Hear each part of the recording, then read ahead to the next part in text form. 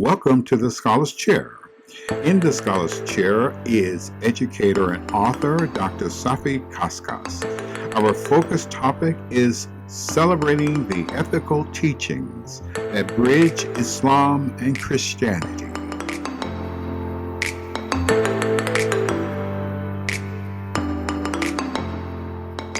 Centuries, dialogue has centered on who Jesus is, a question that leads to theological division. My inspiration was to ask a different question. What did he teach?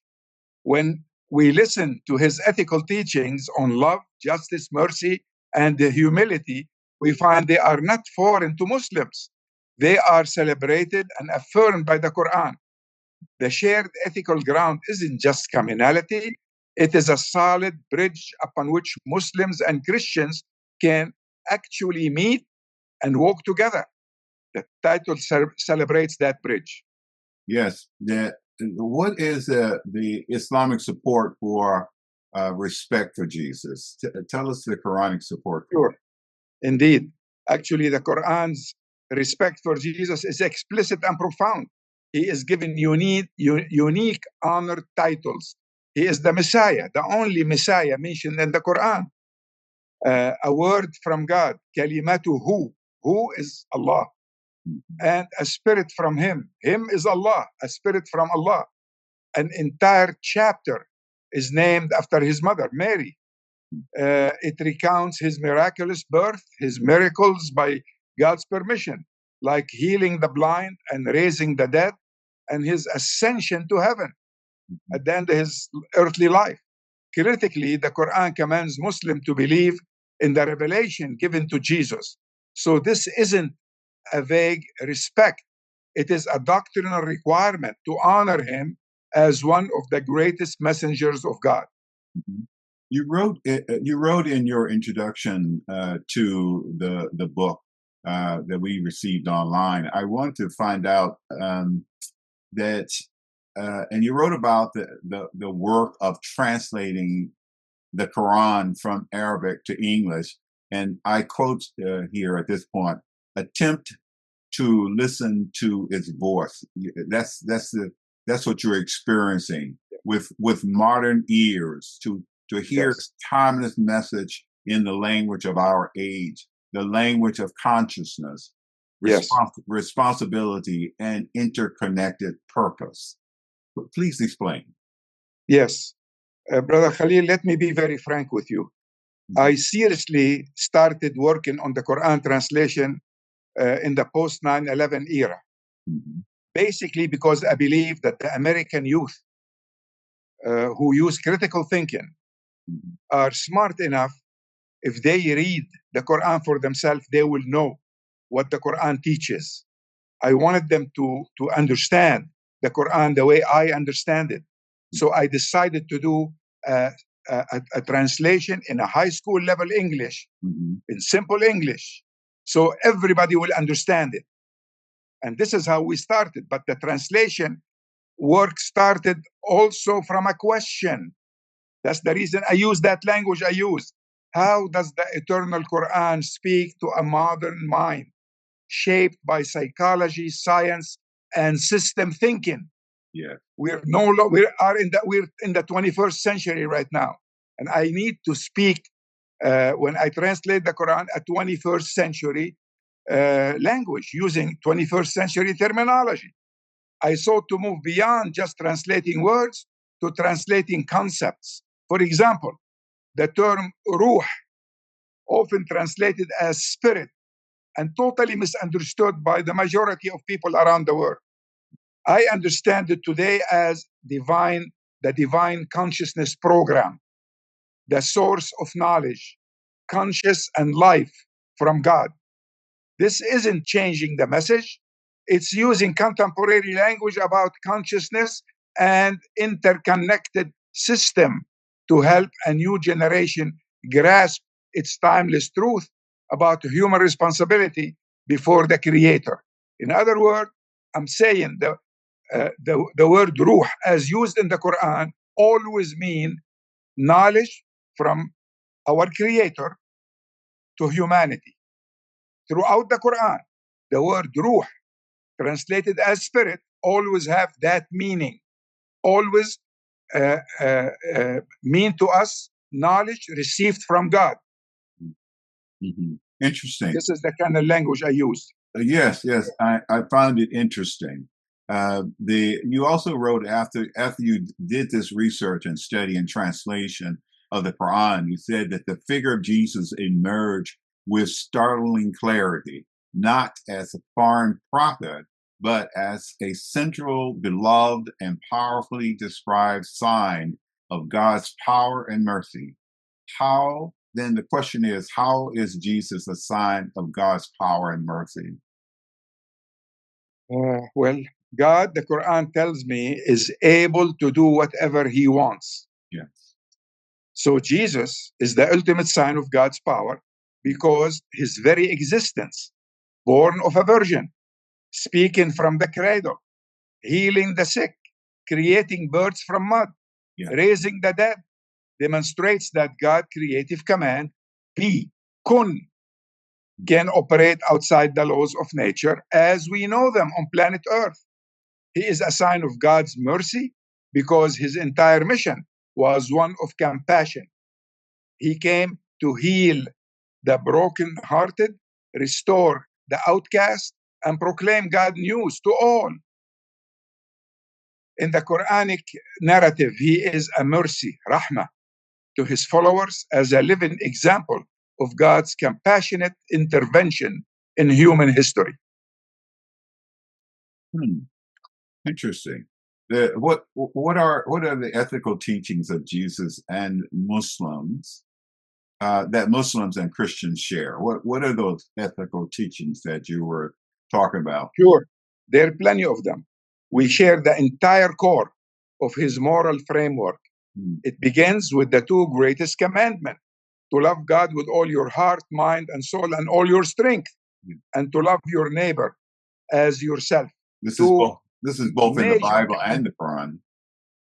Exactly. Yeah. From this follows a shared commitment to justice as defense of the poor, ultimate mercy and forgiveness, humanity and servant leadership. The first shall be last, he said. Absolute integrity and truthfulness, sincere worship, and trust in God's provision. These aren't just similar ideas, they are identical commandments that form a complete path of righteousness in both traditions. So we're actually talking about something beyond tolerance, aren't we? Well, tolerance, absolutely, because and it is central argument of my book. Tolerance, as our friend the late Dr. Crane used to say, is tolerance means I won't kill you yet. So tolerance is passive coexistence. Partnership is active cooperation. The path is to consciously choose to practice these shared teachings together. Let our mosques and churches form joint teams to feed the hungry, advocate for the oppressed, and protect our environment. When we love our neighbor by serving side by side, we move from theoretical common ground to a lived practical unity. Yeah. Our shared ethics provide the blueprint, our joint action build, while our joint action builds the house for us. Our shared ethics provide the blueprint, and our joint action builds the house. Interesting. So joining to create a better community, it's what we're ultimately looking for. In the United States specifically, and the rest of the world. The rest of the world. It is fascinating because we've been doing interfaith dialogue for so long. I don't think we actually, at least I can speak to myself personally. I've always done interfaith dialogue for Christians to know Islam, but I don't think I've actually taken enough effort to understand the words of Christ. And this is something that you're calling me to here. Well, my brother, we are 1% of the United States. Mm-hmm. And that 1%, for some reason, bother a lot of people. Yeah. And because I am one of the 1%, I decided, in order to explain to the 99% the belief I know, the belief I follow, the book I consider a direct revelation from God, I had to also understand what they believe in, how they read their book, and how they appreciate the teachings in their book. I mean, so each one of us will be required, if we want to truly be good citizens of the United States, is to understand the other and give the other a chance to understand us. There always will be people that don't want to understand, and no matter what you do, they will never understand. But I cannot resign just because a minority of people refuse to understand. I trust the society I live in. I still trust the young Americans more than I trust anybody else in this world. And I do this based on experience and for good reasons. Yes. So I want to continue to try to explain to them what I believe to be the truth. Yeah. I'm 82 years old right now. I'm not trying to build a reputation. I'm trying to take my faith with me, wrapped in good deeds. And the best deeds I can present in front of my Creator on the day of judgment is that I try to share my faith honestly with my neighbors, because I love my neighbors the way I love myself. Yes. This is basically to summon where I come from and why I do this. Mm-hmm. Mm-hmm. That makes good sense, and I can say that I am with you. Thank you. Tell me with because this has struck me. I don't think I've actually heard or read any place where a Muslim wrote the words the Holy Spirit. But you're doing more than that. You're saying. Well, let me just ask the question. What is your understanding of the idea strengthened with the Holy Spirit? It's very important that we understand as we go. Yesterday, I was meeting with some young Muslims, and I told them, in order for the Quran to always answer problems that are contemporary, we always have to read it with contemporary eyes. Yeah. In other words, Ibn Kathir, the great Mufassir, the great explainer of the Quran from the 10th century, did a fantastic job for his time. We need to look at the Quran with fresh eyes to see the solutions for our problems today. Yeah. And in order to do this, we have to understand certain terms with today's understanding. When Allah revealed the Quran in the 6th century, He talked about spirit. And He said He blew His spirit into Adam. And suddenly after that, Adam started learning and reciting information and talking and observing the world around him. So I understood when God mentioned to me the word blew some of His spirit, God's spirit, into Adam. That means God installed the program of consciousness into Adam.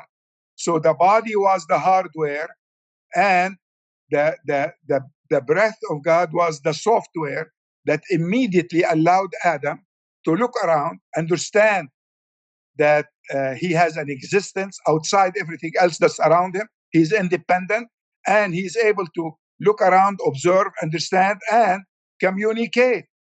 So every time you see the word spirit mentioned in the Quran, it refers to divine knowledge, to humanity. Yeah. Every time, with no exception. It's a rule. Mm-hmm. So every Muslim need to go back to the Quran and look carefully. Allah asks us to contemplate the Quran while we're reading, not that just to think about it, but to contemplate. Tadabbur in Arabic. Mm-hmm. Tadabbur of the word ruh would require that we compare all the verses that have that word in the Quran. Mm-hmm. And you will find that in my book, The Thematic Quran. I divided the Quran into topics. I chose those topics, and then every time I'm talking about a topic, I put under that topic all the verses from the Quran that deal with that topic. This is how the Quran explains the Quran. Gotcha. The Quran explains itself. So the word ruh, as far as I'm concerned, anytime, every time it is mentioned, it refers to divine knowledge given to humanity. Yeah. Now, based on that, what is my understanding of that term? God strengthened Jesus with the Holy Spirit. I'll answer that right now. The word spirit, as it's used in the Quran, always mean divine knowledge given to humanity. In my contemporary understanding, the Holy Spirit, Ruh al-Qudus in Arabic, is the pure conduit of divine knowledge and command.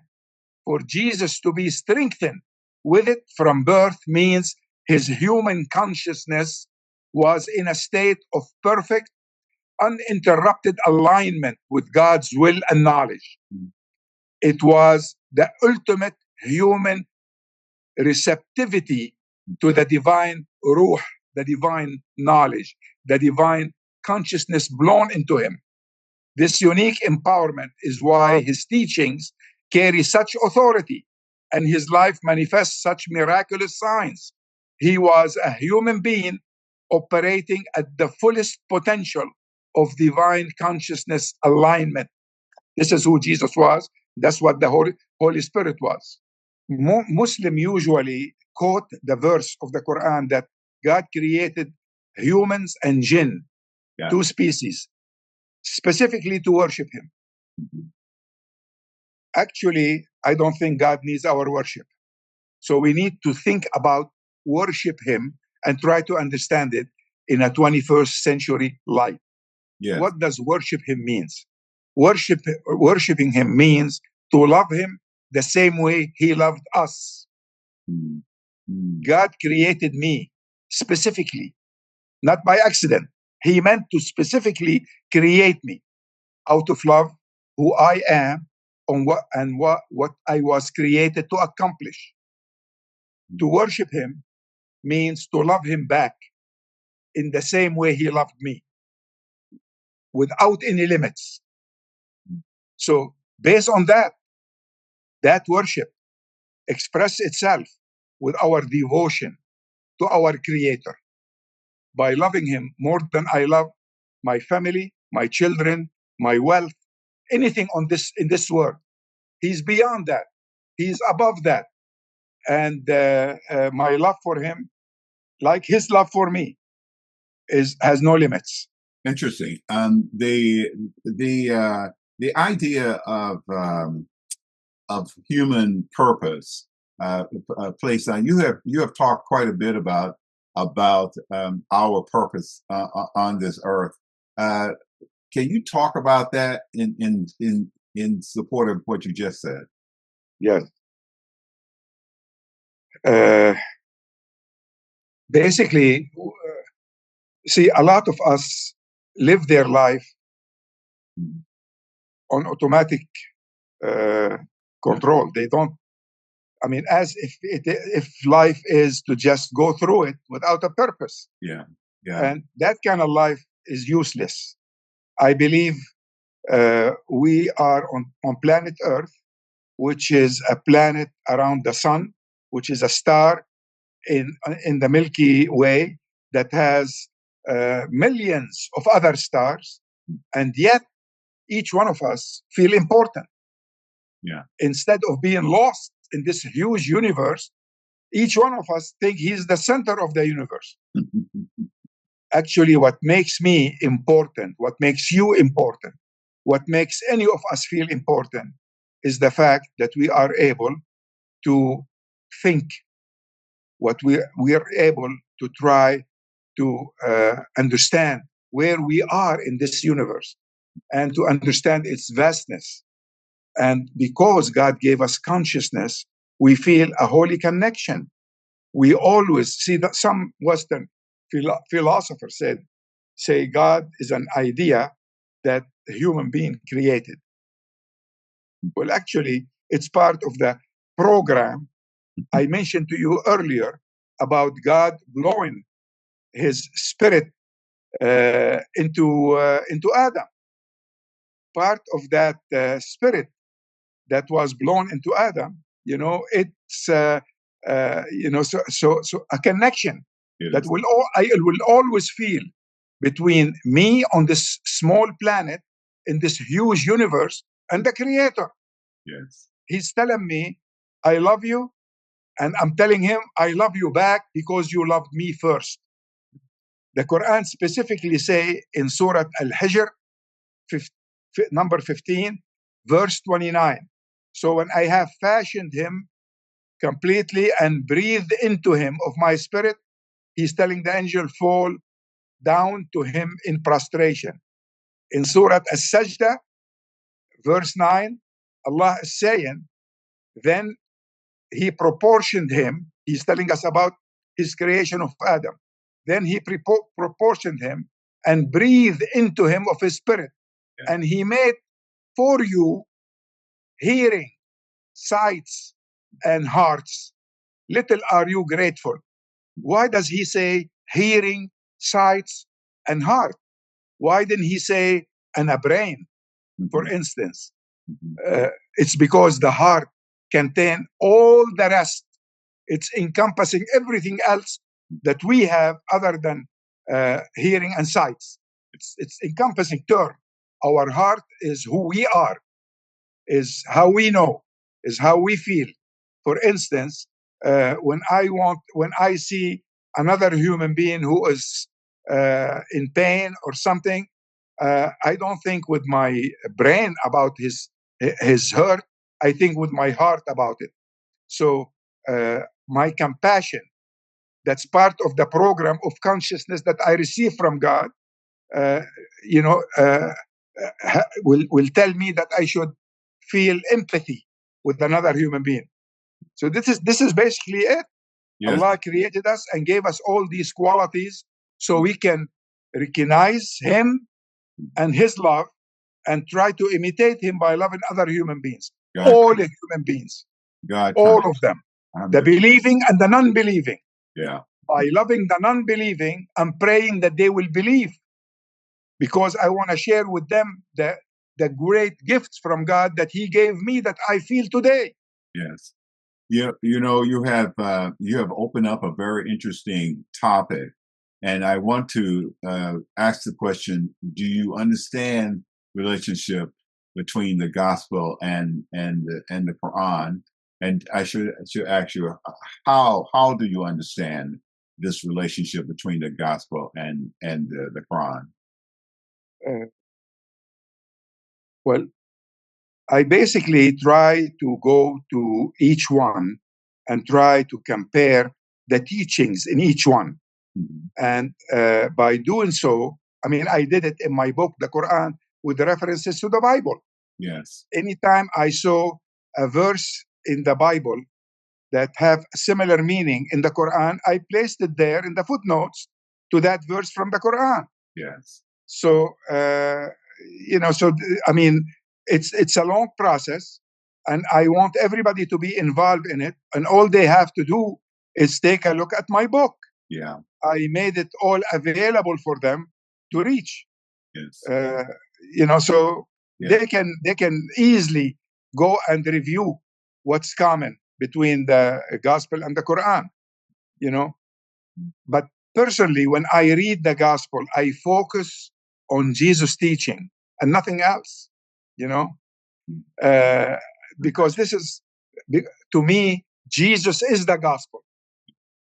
The gospel is not revelation to Jesus. Jesus was the gospel. The fact that he was strengthened by the Holy Spirit, every word he uttered was gospel. I just wish I can go back with a tape recorder and to record everything he said. But, unfortunately, I cannot do this. What I can do is take what they said about Jesus and use the same criteria I used to verify hadith of Prophet Muhammad and to accept it or to reject it. Do you want me to tell you what the criteria is? Yes, please. I'll take whatever Jesus said and compare it to what the Quran is saying. And if it does not contradict the Quran, then it is authentic. Gotcha. I look at everything Jesus said, and it should have it should have humility and mercy, because Jesus was mercy to his people, to the people he was sent to, and to humanity. The same way Prophet Muhammad was mercy to humanity. Then I take what he says and make sure that it has the best, represent the best of character. Because again, the Quran teaches us that prophets of God always presented the best character on earth. And then I take what he says and compare it to proven modern science. It should not contradict proven science, not science that is discussed or contemplated. Proven science. Like if somebody comes and tell me that Prophet so-and-so said, there is no gravity, it's all your imagination. I'll throw all this out because I know gravity is a scientific fact on planet Earth, at least. Yes, yes. You know, and then the fifth criteria is common sense. Yeah. I don't think a prophet sent from God to guide us, to show us a straight path. We will say things that are contrary to to our program of what is common sense. It should be rational, essentially. Yes. Comprehensive. Now, yes. You wrote at the end of your essay, you wrote that this is a work of this is not a work of compromise. It is a one of exploration. Yes. You know, I think that's a very humble way of stating that we all have some work to do. Yes. So please explain further. Thank you.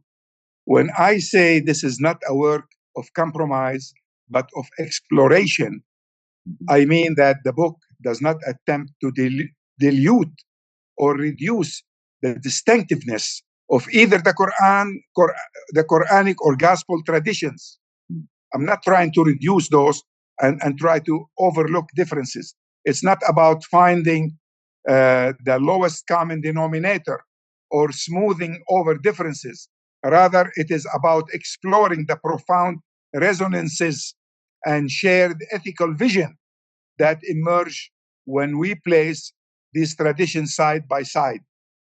Exploration means entering into the richness of both faiths with honesty and curiosity, listening deeply, asking new questions, and discovering how Jesus, as the great unifier, can illuminate pathways of mercy, justice, and reconciliation.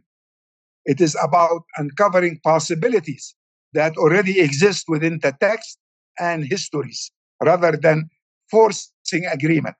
All this began when I shifted the usual historical question from who was Jesus to what did Jesus teach. For me, following Jesus begins with following his teachings. That change of perspective opened the door to a deeper exploration of how his message resonates across traditions and how it can inspire unity today. So the book is not a compromise, which often implies loss, but an exploration, which implies discovery.